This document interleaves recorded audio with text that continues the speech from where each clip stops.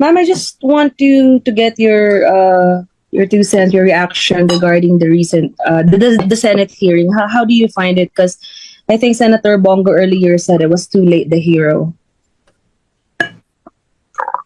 Well, actually, oo. Tayo, yung buong bansa natin, we already lost a former president. So, late na tayo. Kaya nga, sinabi ko kanina, kung hindi ko lang maalala kung nasabi ko ba, pero ways forward na lang tayo. Unang-una, sino ang mananagot? But we don't expect na merong papanagutin. Pangalawa, anong gagawin natin as a country, as a nation, moving forward? May darating na eleksyon. Ano bang dapat natin gawin dyan? Ang gusto ng lahat, pagbabago. So, meron tayong option na 10 senador at meron pa tayong daming tanong sa nangyari sa ating budget sa ngayon. No? Public funds is expended in a constitutionally infirm document. So, ano bang gagawin ng bansa? Ituloy natin ang demand natin for transparency, accountability, peace and security para sa ating bayan. Yes, thank you, ma'am. Also, I just want to ask regarding the defense because po na-interview si Attorney Kaufman and he said he's very confident that he can the case can be speedily dismissed. Do you share that sentiment, and where do you think is he coming from?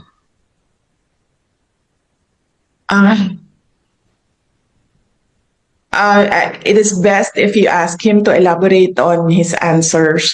Pero alam niya naman, as a relative, no, as a Filipino citizen, matagal na ang isang araw. Matagal na sa atin ang 2 araw. Pero for lawyers, alam mo, meron yan silang sarili nilang mga timelines, no?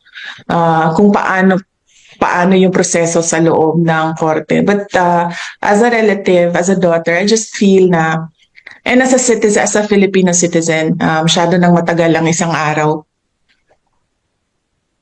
Ma'am, one last question. I don't want to sound cheesy, but it has been a heavy week.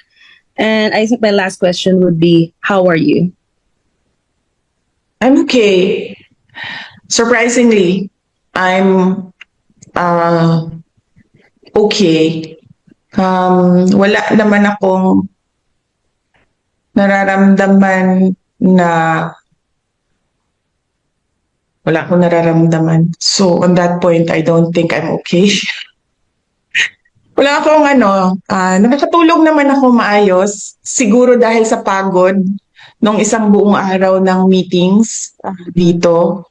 At so meron akong saktong tulog, meron akong saktong kain.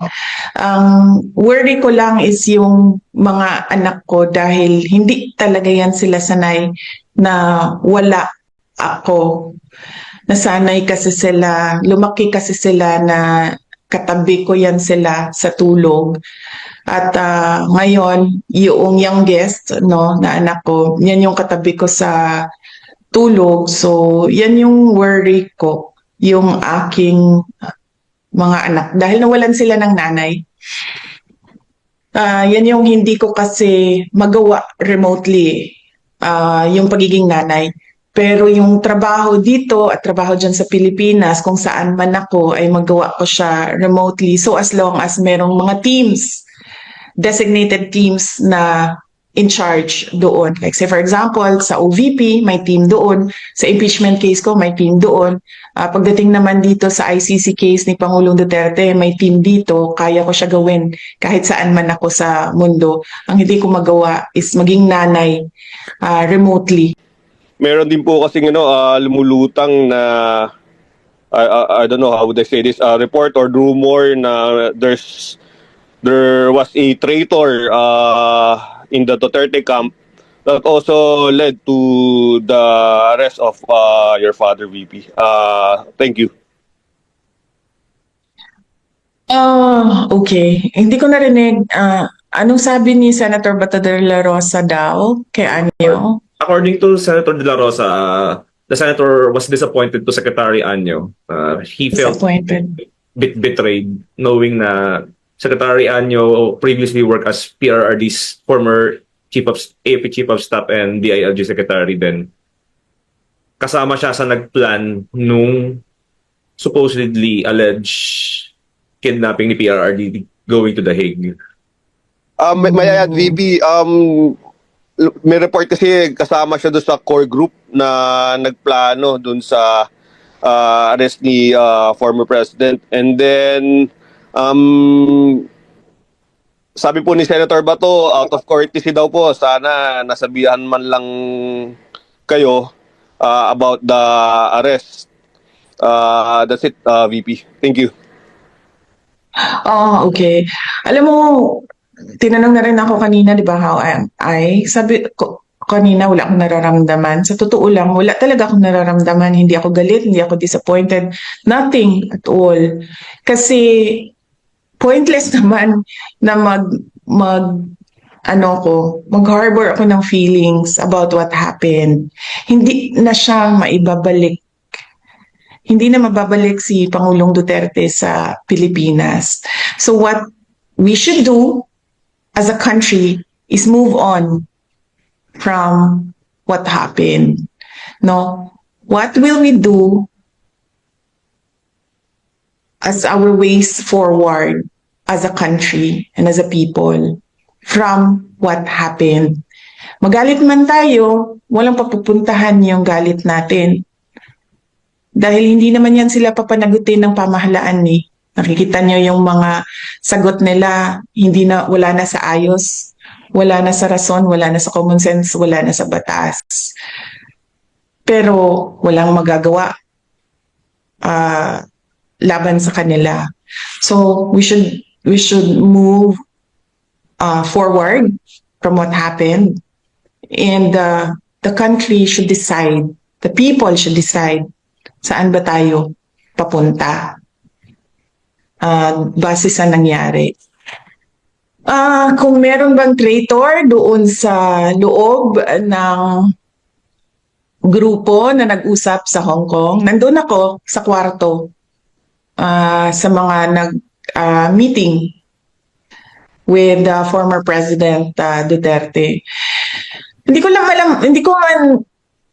ko matawag siguro na traitor, pero sigurado ako sa dami ng tao doon sa loob ng kwarto na yon ay meron talagang nagsasabi kung ano ang pinag-uusapan doon sa loob. Kung kanino nila sinasabi, hindi ko alam. Pero kung sino ba ang nagsabi na may traitor? So malamang kung yung nagsabi na may traitor doon sa loob, malamang siya yung kausap noong tao na nandoon sa loob sa kwarto sa Hong Kong. Klaruhin ko lang na nag-divide ng trabaho doon sa loob ng meeting na yon. Ako ang nag-moderate sa meeting. Tinanong ko si President Duterte kung ano ang desisyon mo at ano ang gusto mong gawin. Ang sinabi niya, gusto ko umuwi sa Pilipinas. Hindi ako titira sa ibang bayan at hindi ako magtatago. Yun ang sagot niya. And Attorney Bingbong Medaldea was tasked to do the legal remedies pagdating sa loob ng Pilipinas.